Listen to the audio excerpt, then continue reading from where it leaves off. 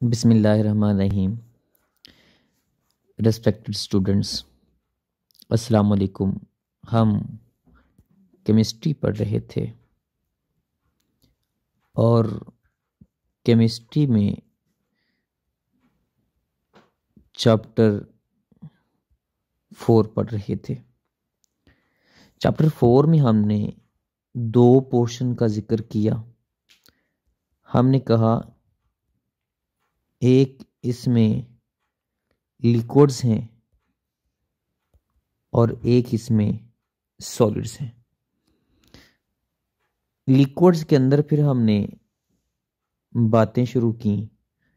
तो सबसे पहले हमने बात की इंटर मॉलिक्यूलर फोर्सेस की। इंटर मॉलिक्यूलर फोर्सेस की। इंटर मॉलिक्यूलर फोर्सेस में फिर हमने कुछ बातें पढ़ी। फर्ज करें हमने पढ़ा डाइपोल फोर्स। डाइपोल फोर्स पढ़ी। डाइपोल फोर्स के साथ हमने फिर डीबाय फोर्सेस पढ़ी। डीबाय फोर्सेस के बाद फिर हमने लंदन फोर्सेस पढ़ी और फिर इनसे हटके एक ताकतवर फोर्स पढ़ी और उस फोर्स का नाम हमने कहा हाइड्रोजन बॉन्ड है। फिर हमने हाइड्रोजन बॉन्डिंग पढ़ी। ये जो तीन फोर्सेस थी, ये असल में तीनों फोर्सेस को वॉन्डर वाल फोर्सेस भी कहते हैं। उस बंदे के नाम की वजह से कमजोर फोर्सेस हैं। वैसे मैंने आप लोगों को बताया था कि ये जो किसॉम है, इसके बारे में किसॉम ने बताया था, इसके बारे में डीबाय ने बताया था, इसके बारे में फ्रिट्ज लंदन ने बताया था।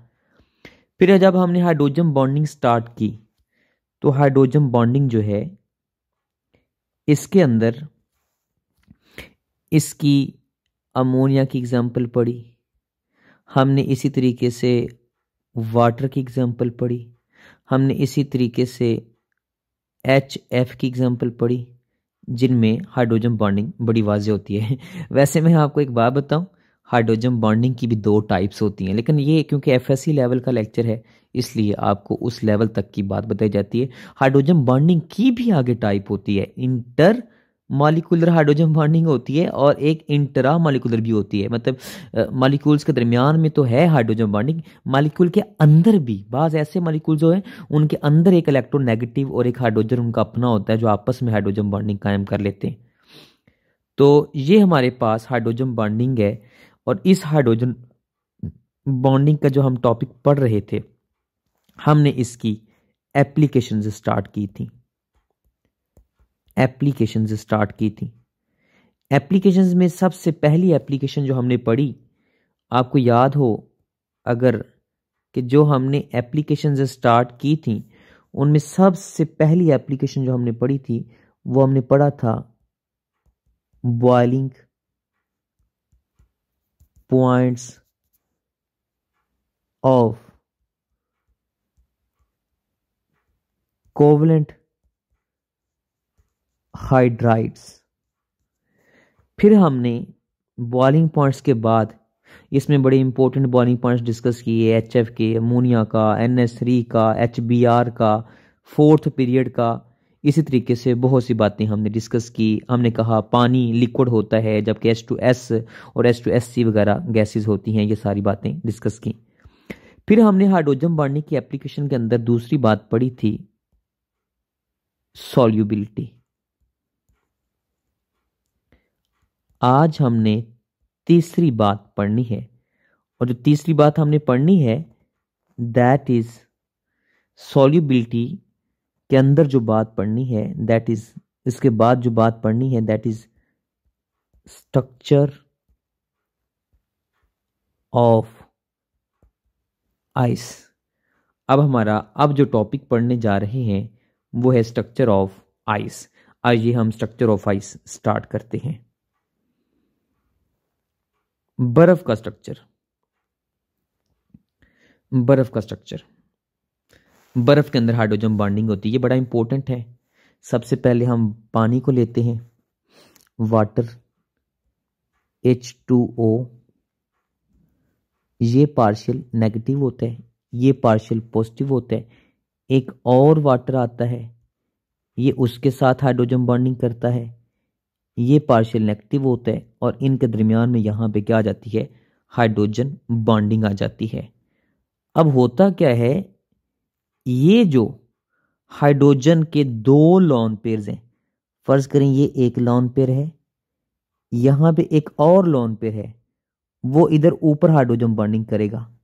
ये लें, ये हमारे पास H पार्शियल पॉजिटिव है, ये O ऐसे ये हाइड्रोजन बॉन्डिंग कायम की। अब ये जो हाइड्रोजन है ये अगले घर के साथ हाइड्रोजन बॉन्डिंग करेगा। ये फर्ज करें ऑक्सीजन पार्शियल नेगेटिव है और इसका ये हाइड्रोजन है और इसके पीछे यूं भी हाइड्रोजन है। एक और ये हाइड्रोजन आगे हाइड्रोजन बॉन्डिंग करेगा, ये ऑक्सीजन है, ये हाइड्रोजन है और ये हाइड्रोजन है, ये पार्शियल नेगेटिव है। मैं आपको बताना ये चाहता हूं कि ये हाइड्रोजन बॉन्ड है, ये वाला हाइड्रोजन बॉन्ड है, ये वाला हाइड्रोजन बॉन्ड है, ये वाला हाइड्रोजन बॉन्ड है, ये वाला। मतलब एक वाटर ने 4 टोटल हाइड्रोजन बॉन्ड्स बनाए हैं। एक मॉलिक्यूल के अंदर 2 लोन पेयर होते हैं और 2 हाइड्रोजन। तो आए मैं आपको एक चीज दिखाता हूं, ये जरा गौर करें। मैं आपको दिखाना ये चाहता हूं कि एक वाटर को गौर से देखें, ये हाइड्रोजन, ये इसका असल स्ट्रक्चर अगर बनाऊं तो असल स्ट्रक्चर यूं होता है। ये हाइड्रोजन वो पीछे होता है, वो पीछे होता है। ये इसके यहां पे लोन पेयर होता है, यहां पे लोन पेयर होता है। अब ये मेरे पास एक स्ट्रक्चर बन गया है, ये स्ट्रक्चर बन गया है। अगर इसको मैं और आपके लिए बेहतर करूं तो इसको मैं एक और तरीके से भी बेहतर कर सकता हूं कि मैं यहां पे आपसे कहूं कि यहां पे हाइड्रोजन लगा हुआ है। ये उसका मैंने असल स्ट्रक्चर बनाया जो हमने चैप्टर नंबर 6 में पढ़ना है। ये हाइड्रोजन, यहां पे लोन पेयर, यहां पे लोन पेयर। अब जब ये चारों 109 के एंगल पे होते हैं, ये हमारे पास ये लोन पेयर की वजह से वैसे 109 एंगल होना चाहिए था, लेकिन यहाँ पे एंगल बेंट हो जाता है क्योंकि इधर से लोन पेयर ये वाला भी धक्का लगाएगा, ये वाला लोन पेयर भी धक्का लगाएगा। ये हम चैप्टर नंबर 6 में पढ़ेंगे, एक थ्योरी पढ़ेंगे कि 2 लोन पेयर ज्यादा धक्का लगाएंगे तो यहाँ एक ये हाइड्रोजन और ये हाइड्रोजन के दरमियान में जो एंगल होगा वो होगा 104.5 डिग्री तक। अच्छा, अब ये हाइड्रोजन आगे ये ऐसे करेगा हाइड्रोजन बॉन्डिंग, ये आगे करेगा, ये आगे करेगा और ये ऊपर करेगा। इस तरीके से एक स्ट्रक्चर बन जाएगा। कौन सा स्ट्रक्चर बन जाएगा जरा गौर से देखें भला। ये मेरे पास एक, ये पीछे को जा रहा है, ये उधर साइड को जा रहा है और ये ऊपर को जा रहा है। ये वाला जो ना, ये वाला पीछे है, ये वाला पीछे है, पीछे को है। ये बाहर उभरा हुआ है मेरी तरफ, ये वाला, और ये भी बाहर मेरी तरफ उभरा हुआ है। ये झोंपड़ी बनी हुई है इन तीनों की, ये पीछे को जा रहा है और ये 2 मेरी तरफ आ रहे हैं इस तरीके से, और ये ऊपर को जा रहा है इस तरीके से। ये चारों हाइड्रोजन के जो 4 कोने हैं ये आगे आगे हाइड्रोजन बॉन्डिंग करते हैं। लिहाजा कंक्लूजन क्या निकला, इससे हमें क्या बात समझ आई। इससे होता क्या है, due to strong hydrogen bonding क्या होता है, रेगुलर अरेंजमेंट होती है। रेगुलर अरेंजमेंट ऑफ मॉलिक्यूल्स के दरमियान में बड़ी बाकायदगी से रेगुलर अरेंजमेंट होती है। ड्यू टू विच, जिस वजह से 9%, बड़ा इंपॉर्टेंट एमसीक्यू है, 9% more empty spaces are created. Empty spaces are created in water. अब जब बर्फ जम जाती है तो इसका मतलब पानी की निस्बत बर्फ में ये 9% ज्यादा खाली जगह होती है। इस वजह से क्या होता है, इस वजह से 9% एम्प्टी की वजह से डेंसिटी डिक्रीज कर जाती है। ये बड़ा ही इंपॉर्टेंट पॉइंट लिखा मैंने, डेंसिटी डिक्रीज कर जाती है। क्यों? कभी आपने घर में ये बर्फ जमी देखी है? इस तरह बर्फ जमी होती है। ये जब बर्फ जमती है तो वो बिल्कुल सीधी नहीं होती, वो हल्की सी दरमियान से जोर लगता है। जब यूं अंदर खाली जगहों की वजह से हल्की हल्की पोरस टाइप चीज, जैसे कोई रस नहीं होता खाने वाला, उसके अंदर होता है पोरस, या स्पंज फोम होती है, स्पंज फोम, तो अंदर खाली जगह की वजह से ये बर्फ दरमियान से थोड़ी सी उठ जाती है। ये कितनी खाली जगह होती है? 9% मोर देन वाटर, पानी की निस्बत 9%। इसी वजह से ये हमने एक पॉइंट पढ़ लिया कि due to regular arrangement of the molecules 9% empty spaces are created and density decreases of the ice की डेंसिटी डिक्रीज हो गई। इसमें हमें क्या हुआ? इसमें असल में हमें यह फायदा हुआ। अब हमें एक बात समझ आई,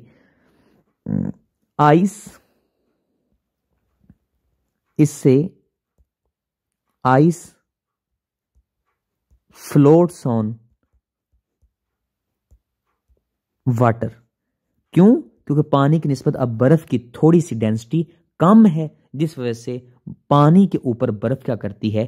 तैरती है। अब हमने पहला पॉइंट पढ़ा कि स्ट्रक्चर ऑफ आइस में डेंसिटी थोड़ी होती है, जिसकी वजह से आइस फ्लोट्स ऑन वाटर। लिहाजा पहला पॉइंट हो गया इस हेडिंग का। देखें हम हेडिंग क्या पढ़ रहे हैं? Structure of ice. और स्ट्रक्चर ऑफ आइस में भी पहली हेडिंग कौन सी आपने बनानी है? Density of ice. और डेंसिटी ऑफ आइस क्या होती है? लो होती है, कम होती है। किससे? पानी की निस्बत। लिहाजा हमने पहला पॉइंट तो पढ़ लिया। अब एक और बात, डायमंड लाइक स्ट्रक्चर, दूसरा पॉइंट पढ़ेंगे इसी हेडिंग का। टोटल बातें गिनती करके पढ़ा करें। डायमंड लाइक स्ट्रक्चर कैसे हो जाता है? डायमंड में आपको याद है मैंने कहा था क्या होता है? डायमंड में आपको याद है मैंने कहा था एक कार्बन, ये कार्बन, ऐसे टेट्राहेड्रल शक्ल बनती है। याद है? sp3 हाइब्रिडाइजेशन, ये मैंने आपको बताया था 109 के एंगल पे। पानी में 104 होता है क्योंकि ऊपर कार्बन नहीं होती कोई, क्योंकि वो लोन पेयर होता है। लोन पेयर ज्यादा धक्का लगाता है। इधर वाला लोन पेयर जब धक्का लगाएगा तो यहाँ दो हाइड्रोजन के दरमियान में एंगल सिकुड़ जाएगा पानी का।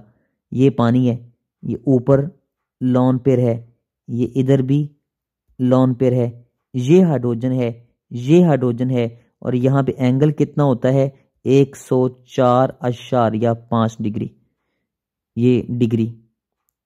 अच्छा, इसका मतलब ये है कि ये हमारे पास इधर से लोन पेयर ने धक्का लगाया, इधर से लोन पेयर ने धक्का लगाया, इसलिए थोड़ा सा एंगल क्या हो गया? श्रिंक हो गया, यहाँ डिक्रीज हो गया, जो चैप्टर नंबर 6 में हम पढ़ेंगे। लेकिन शक्ल वैसी है। ये देखें, 1 2 3 4, 1 2 3 4, बिल्कुल सेम डायमंड लाइक स्ट्रक्चर होता है। इसमें जो सबसे जरूरी आपने बताना है वो क्या? कि दो लोन पेयर्स एंड दो हाइड्रोजन एटम्स कौन सी मेक टेट्राहेड्रन ज्योमेट्रीज। वो टेट्राहेड्रन ज्योमेट्री बनाते हैं अगले घर के साथ। This is diamond like structure. इससे फिर क्या बनता है? डायमंड लाइक स्ट्रक्चर बनता है। लिहाजा ये डायमंड लाइक स्ट्रक्चर बनता है इज फॉर्म्ड बनता है फ्रॉम टेट्राहेड्रन्स से। क्लियर। अच्छा आगे चलते हैं। टेट्राहेड्रन से ये बात तो हमने कर ली कि डायमंड लाइक स्ट्रक्चर बनता है। इसके बाद एक बात हमने और करनी है, मैं वैसे आपको सिखा देता हूँ। चलें असल जो क्रिस्टल होती है, मैं आज आपको एक बड़ी बात सिखाने लगा हूँ।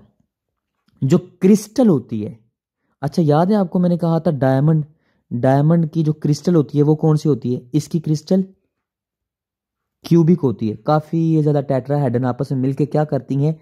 क्यूब बना लेती हैं, डायमंड का क्यूब बना लेती हैं।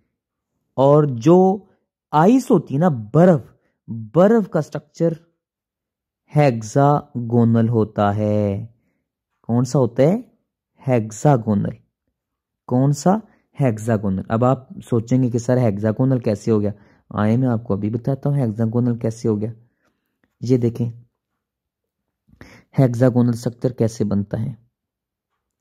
पहले मैं आपको सिखा दूं, फिर मैं आपको असल स्ट्रक्चर बनाना भी सिखाऊंगा। ये पानी है,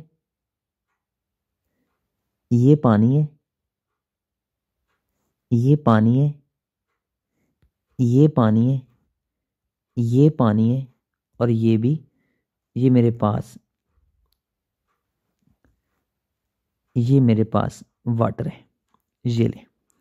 अब इसके आपको पता है ना कि 4 कोने। अब ये देखें, ये हाइड्रोजन, ये हाइड्रोजन, ये हाइड्रोजन, और ये हाइड्रोजन, ये हाइड्रोजन, ये हाइड्रोजन, ये हाइड्रोजन, ये हाइड्रोजन, ये हाइड्रोजन, ये हाइड्रोजन, ये हाइड्रोजन, ये हाइड्रोजन। अब आपको ये भी पता होगा कि इसके यहाँ पे लॉन पेयर है, वो पीछे लॉन पेयर है, लॉन पेयर, इसका लॉन पेयर, इसका लॉन पेयर। ये मैंने आपकी खातिर ये सिर्फ कलर स्कीम की है, वरना ये इतनी बहस वाली बात नहीं थी। ये मैंने, ये देखें, ये वाटर के मॉलिक्यूल बनाए। अब ये वाला जो वाटर का मॉलिक्यूल है, अब ये जो वाटर का मॉलिक्यूल है, फर्ज करें ये जो वाटर का मॉलिक्यूल है, ये हाइड्रोजन इस ऑक्सीजन के साथ क्या कर रहा है? Hydrogen bonding. ये हाइड्रोजन इस ऑक्सीजन के साथ, और ये इसी तरीके से ये हाइड्रोजन इधर, और ये आगे, और ये आगे, ये यहाँ पे हाइड्रोजन इसके साथ, ऐसे हाइड्रोजन बॉन्डिंग होती जाएगी। और ये स्ट्रक्चर कौन सा बन गया? जरा गौर से देखें ये हेक्सागोनल बन गया। आप जरा गौर से देखें, ये स्ट्रक्चर हेक्सागोनल बन गया। ये देखें, ये यूं यूं यूं और यूं और यूं। मैं अगर आप इसको मजीद गौर से देखें तो एक के अंदर टेट्राहेड्रन ही है। ये फर्ज करें, मैं एक चीज आपको वाजे कर दूं कि ये एक टेट्राहेड्रन कैसे बनेगी। ये देखना, ये वाला ये पीछे को बनाएगा, ये इधर को, ये इधर को, ये इधर को। एक वाटर का जो मॉलिक्यूल है वो टेट्राहेड्रन ही है। अब ये पीछे को बना रहा है, ये इधर को बना रहा है, और ये इधर को, और ये वो पीछे को बनाएगा, वो लॉन पे। इस तरीके से ये टेट्राहेड्रन बन जाएगी। ये हर एक टेट्राहेड्रन बनेगी। ये पीछे को जाएगा, ये इधर को जाएगा, ये इधर को जाएगा, वो पीछे को जाएगा।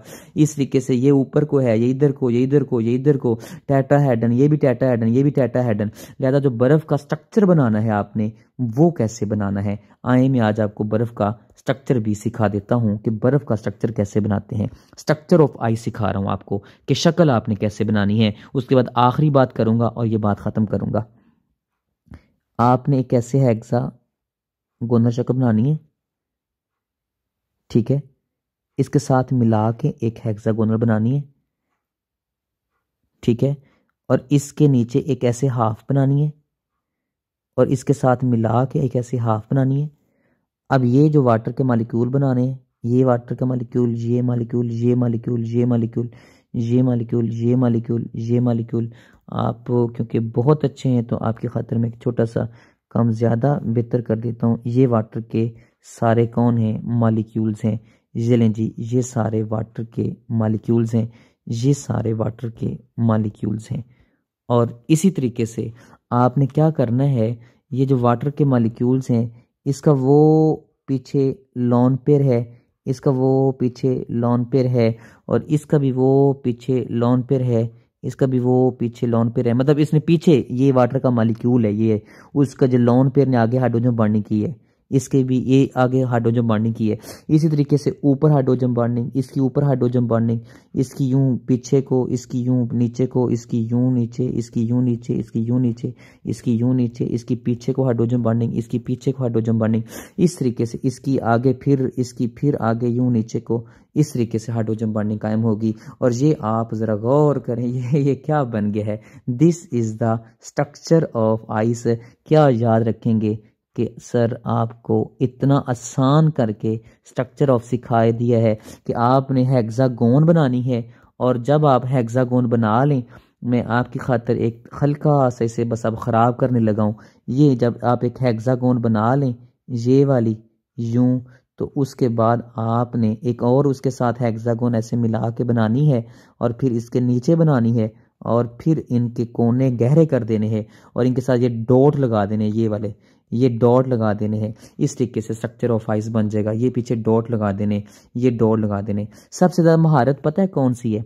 सबसे ज़्यादा ज़रूरी महारत है, ये मैं आपको बता दूं, ये वाला, ये जो पीछे वाला, ये वाला बनाना, ये वाला, और ये पीछे वाला, ये वाला बनाना, ये पानी का मालिक्यूल बनाना, ये वाला, ये बस ये बनाना है आपने ध्यान से। बाकी थोड़ा सा टेढ़ा करके कोना बनाना है उसका, तो स्ट्रक्चर ऑफ आइस फौरी बन जाएगा। हम अगली बात करते हैं कि स्ट्रक्चर ऑफ आइस के अंदर हमने पहले कहा उसकी डेंसिटी थोड़ी होती है, फिर हमने कहा कि आइस ये पानी पे तैरती है, और दूसरा पॉइंट हमने क्या पढ़ा? दूसरा पॉइंट हमने पढ़ा कि जो बर्फ होती है इसका स्ट्रक्चर डायमंड लाइक होता है, इसका स्ट्रक्चर डायमंड लाइक होता है, इसका स्ट्रक्चर डायमंड लाइक होता है।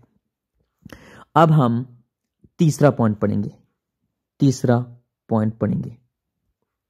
थर्ड पॉइंट ये है कि इन विंटर, सर्दियों में क्या होता है? इन विंटर जो फिशेस हैं कैसे सरवाइव करती हैं? फिशेस कैसे सरवाइव करती हैं? ये भी एक्सरसाइज का एक शॉर्ट क्वेश्चन है, उसका आपने आंसर देना है। Under blanket of ice. मैं बड़ी सादा सी बात करता हूं, याद है मैंने क्या कहा था? रेगुलर अरेंजमेंट होती है, रेगुलर अरेंजमेंट ऑफ मॉलिक्यूल्स होती है इन आइस। किस वजह से? Due to hydrogen bonding, hydrogen bonding की वजह से। फिर हमने क्या करना है, इसके अंदर 9% more empty spaces are created. उसमें खाली जगह पैदा हो जाती है 9%। फिर हमने इसमें जो ज़रूरी बात बतानी है कि डेंसिटी कम हो जाती है, डेंसिटी ऑफ आइस डिक्रीज कर जाती है, and hence ice float on water. और फिर आपने बताना है कि सर्दियों में क्या होता है? जो वाटर स्टार्ट टू फ्रीज,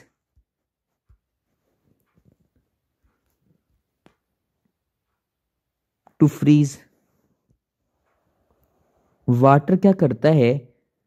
वो फ्रीज होता है फ्रॉम अपसाइड। ये लें, पहले मैं बात को समझ लें। ये समंदर है, ये पानी ने जमना शुरू किया, ये पानी जम रहा है, जम रहा है, जम रहा है, जम रहा है। अब ये फिर पानी जम रहा है, फिर पानी जम रहा है, फिर पानी जम रहा है, फिर पानी जम रहा है। पानी ऊपर से जमना शुरू करता है। वाटर जो है वो क्या करता है, वो फ्रीजेस, स्टार्ट टू फ्रीज, वो स्टार्ट करता है to freeze from surface, from surface, कि वो सरफेस से to downward, and due to 9% more empty spaces, 9% खाली जगहों की वजह से, खाली जगहों की वजह से क्या होता है, 9% खाली जगहों की वजह से आइस एक्ट, ये सबसे जरूरी लफ्ज है, एज इंसुलेटर, इंसुलेटर। क्या मतलब, इसमें से हीट नहीं गुजर सकती। इंसुलेटर का मतलब क्या होता है, इस में से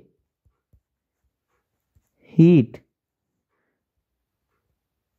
नहीं पास होती, नहीं गुजरती। इंसुलेटर वो होता है।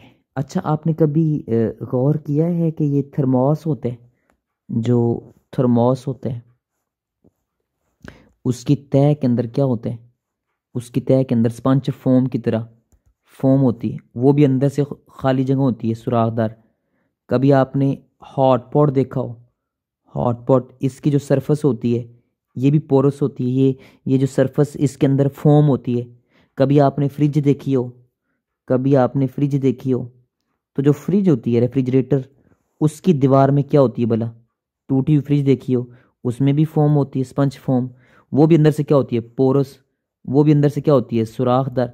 उसके अंदर भी क्या होती हैं, एम्प्टी स्पेसिस। हर वो चीज जो अंदर से पोरस हो, एम्प्टी स्पेसिस हो, वो हमेशा एक्ट करती है किसके तौर पर, इंसुलेटर के तौर पर, इंसुलेटर के तौर पर। मतलब उसमें से हीट नहीं गुजर सकती। लिहाजा हमने क्या पढ़ा कि ड्यू टू एम्प्टी स्पेसिस, जो बर्फ होती है, आइस होती है, ये एक्ट एज इंसुलेटर, ये इंसुलेटर के तौर पर काम करती है, ये इंसुलेटर के तौर पर काम करती है। ये मेरे बेटे सबसे ज़रूरी पॉइंट हमने पढ़ा। ये मैं बड़ा वाजे कर देता हूँ ताकि आपके लिए ये सबसे ज़रूरी इस शॉर्ट क्वेश्चन का हिस्सा था कि जो बर्फ़ होती है उसके नीचे मछलियाँ कैसे महफूज रहती हैं, क्योंकि बर्फ़ due to empty spaces, 9% empty spaces की वजह से ये बर्फ़ एक्ट एज इंसुलेटर, ये इंसुलेटर के तौर पर काम करती है। लिहाजा जो नीचे वाला पानी होता है, ये जो नीचे वाला पानी होता है वो गर्म रहता है, और ऊपर ये यहाँ पे खाली जगहों की वजह से हीट नहीं नीचे गुजरने देती, और बर्फ़ रहती भी सरफेस के ऊपर है। यहाँ से इससे आगे टेम्परेचर बाहर का कम होता है, नीचे वाला टेम्परेचर ज़्यादा होता है, पानी नीचे वाला थोड़ा सा गर्म होता है। लिहाजा एक बड़ा प्यारा जुमला आपने याद रखना है, अंडर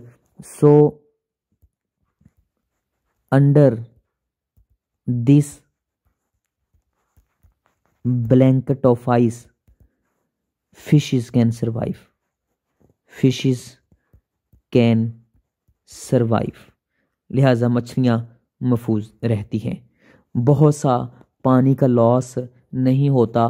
पानी की जो हीट बहुत अच्छी होती है, मतलब बहुत ज़्यादा कैपेसिटी होती है हीट जज़ब करने की, वो ड्यू टू हाइड्रोजन बॉन्डिंग होती है। ये मैं 2-3 पॉइंट बोल रहा हूँ जो एक्सरसाइज के शॉर्ट क्वेश्चन में हम डिस्कस करेंगे कि पानी में हाइड्रोजन बॉन्डिंग वैसे कैसे लाइफ मतलब बहुत अच्छी है, इसके बगैर without hydrogen bonding.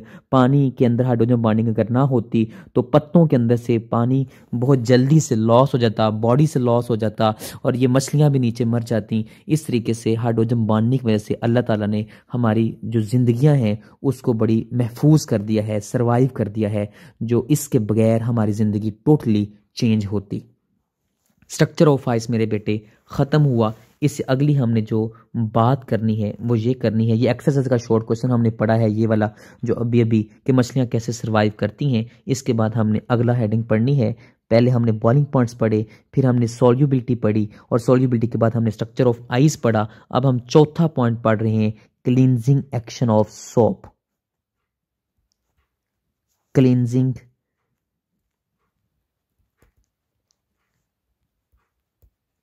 Action of soaps.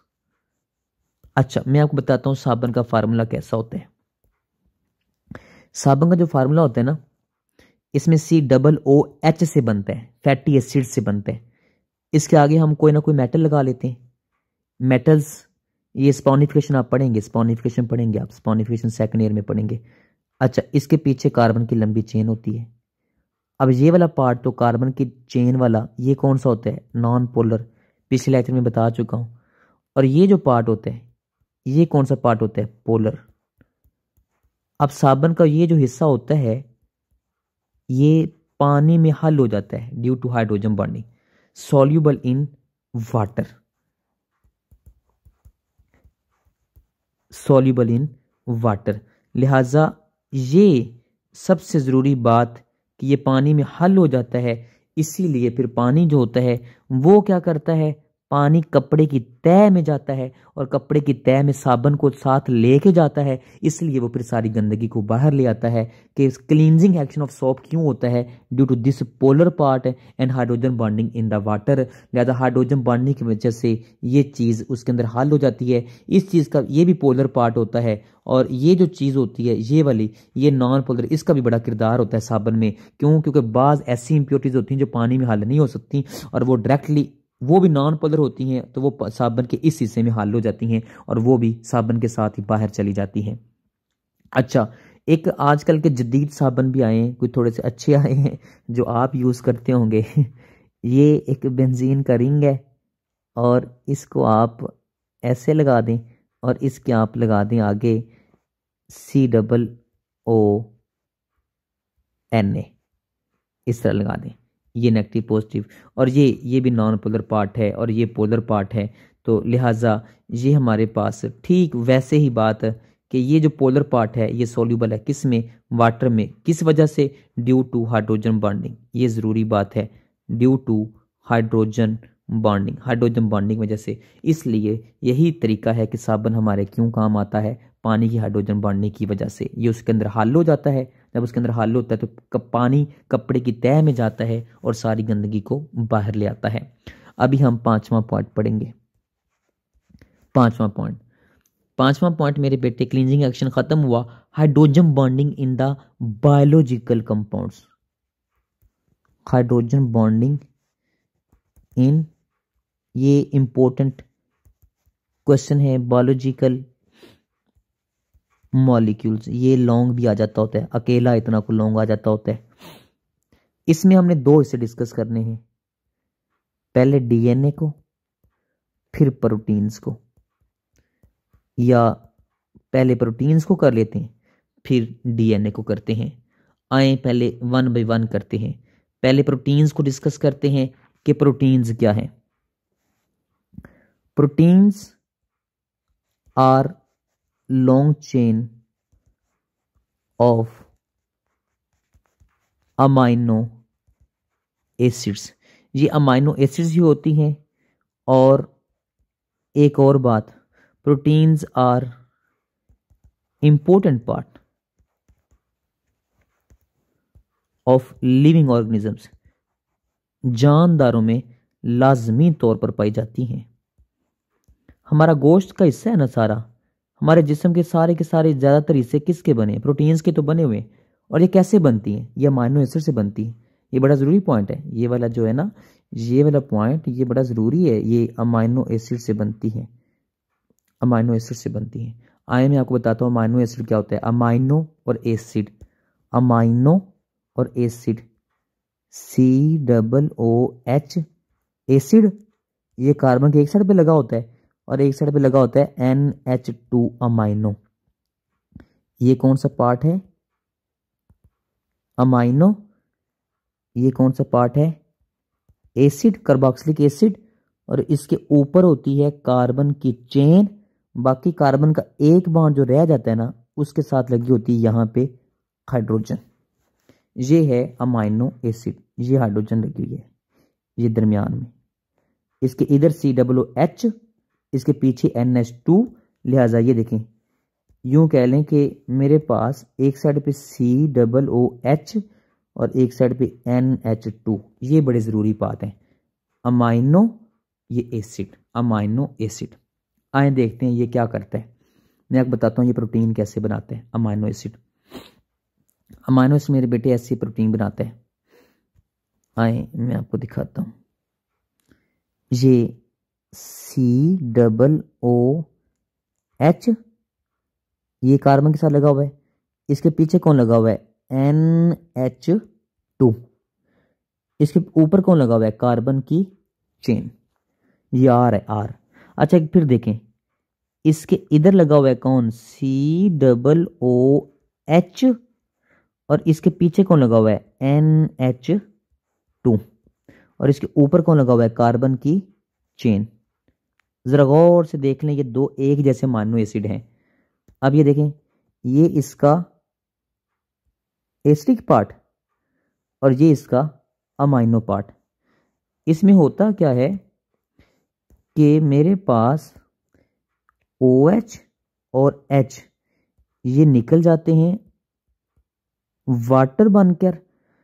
ये OH अगले घर के साथ और ये H इधर अगले घर, मतलब लंबी चेन है। इसके आगे और इसके इधर आगे बहुत सी लंबी चेन चल रही है। और बनेगा क्या? ये देखें, ये वाला, ये C डबल बॉन्ड O और ये NH, इसके दरमियान में बॉन्ड बन जाएगा। गौर से देख लें, गौर से। ये बड़ा ज़रूरी पॉइंट है, बड़ा ज़रूरी पॉइंट है, बड़ा ज़रूरी पॉइंट है, बड़ा ही ज़रूरी पॉइंट है। ज़रा गौर से देख लें, ये C डबल बॉन्ड O बचा और ये NH बचा।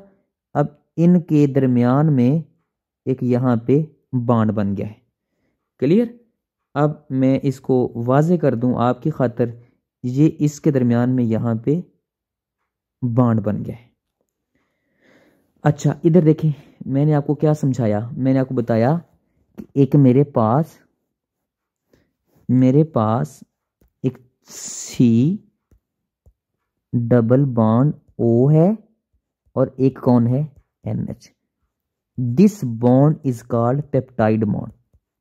ये बायो के स्टूडेंट जानते हैं। This bond is called peptide bond.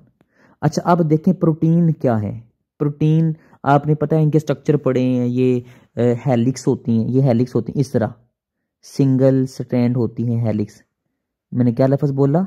Single strand होती हैं हेलिक्स, सिंगल स्ट्रैंड इस तरह।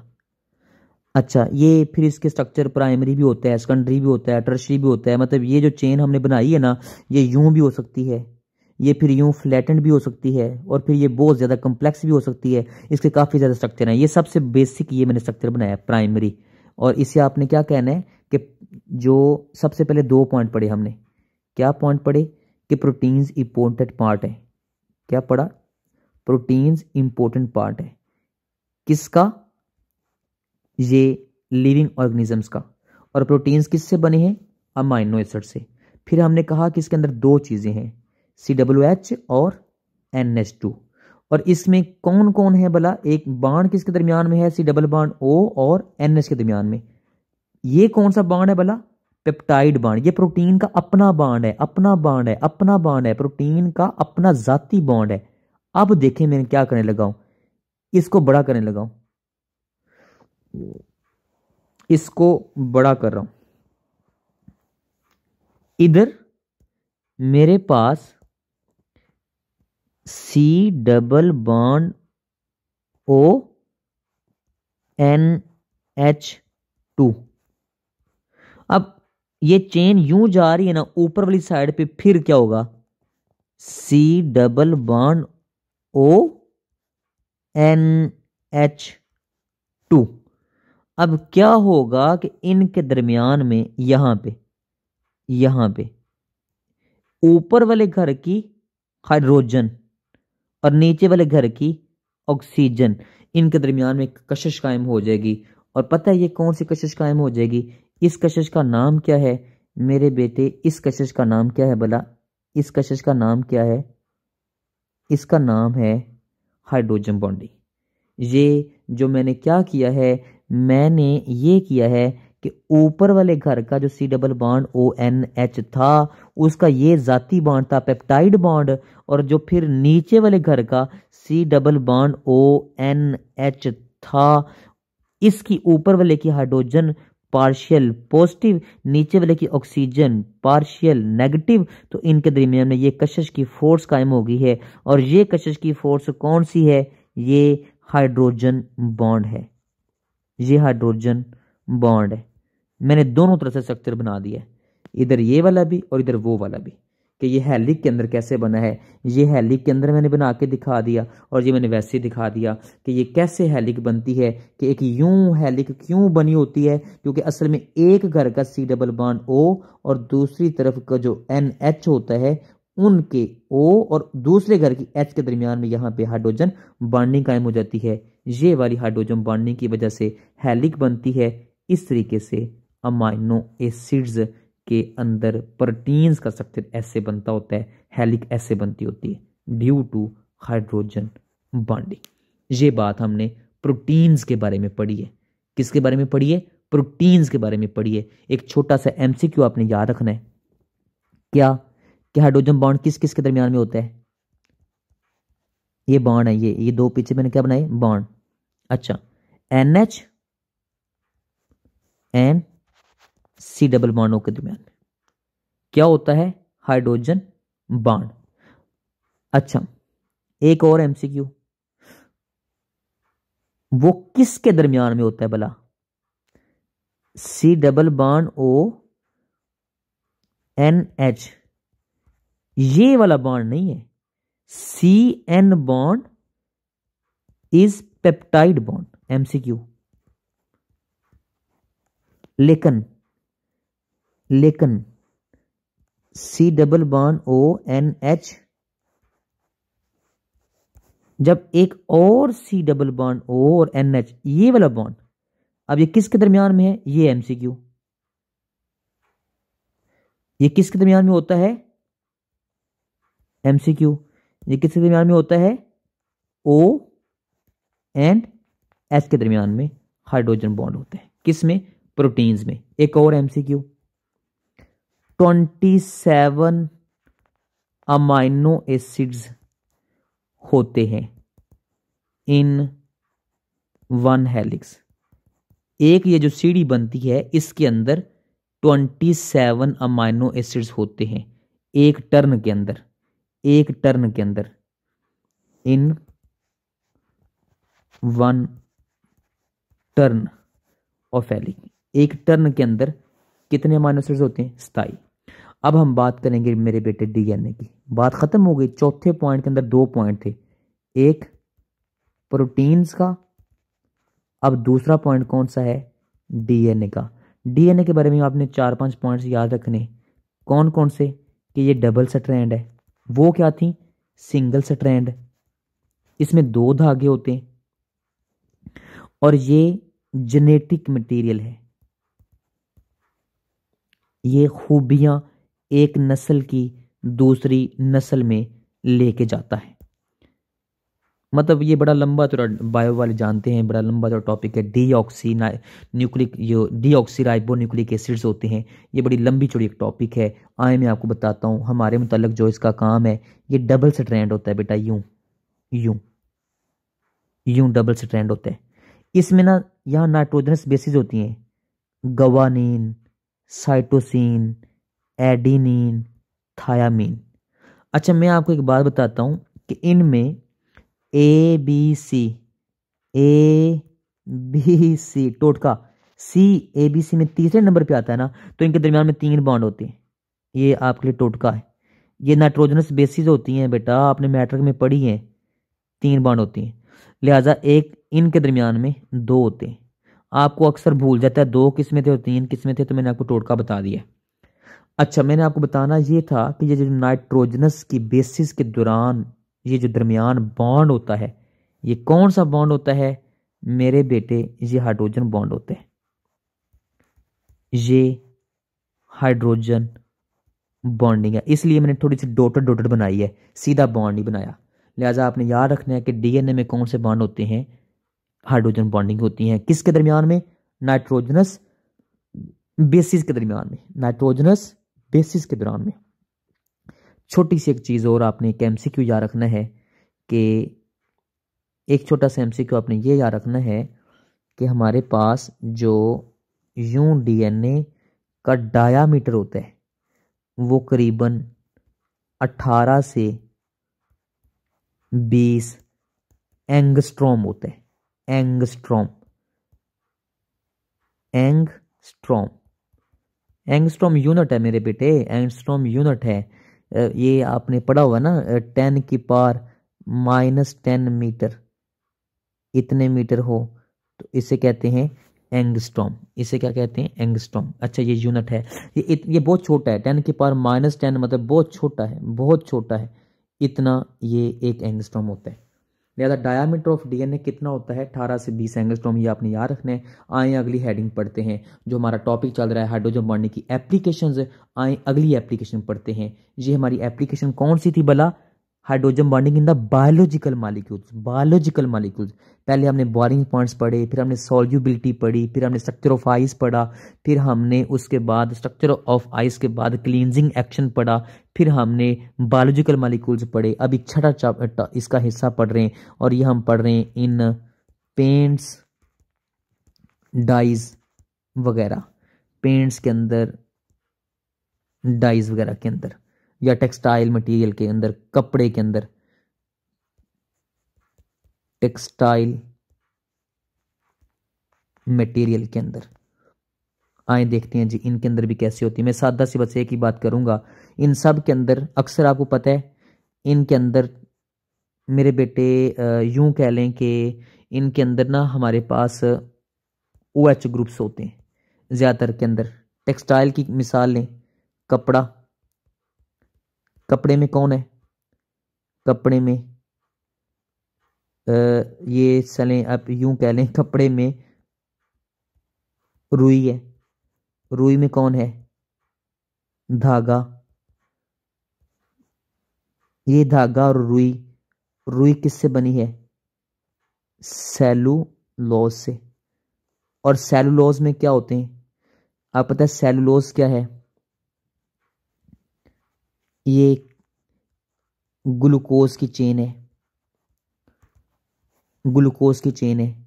और आप पता है ग्लूकोज के अंदर कौन होते हैं? OH ग्रुप्स होते हैं।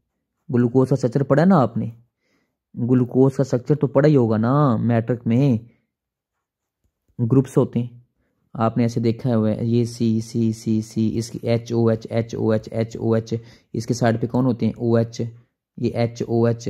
ये सारे हाइड्रोजन बॉन्डिंग करने के काबिल होते हैं, ये सारे हाइड्रोजन बॉन्डिंग करने के काबिल होते हैं। बस आपको इतना बताना था। ये थर्ड कार्बन का OH उल्टा होता है। आपको बताना ये था कि इनके अंदर कौन होते हैं?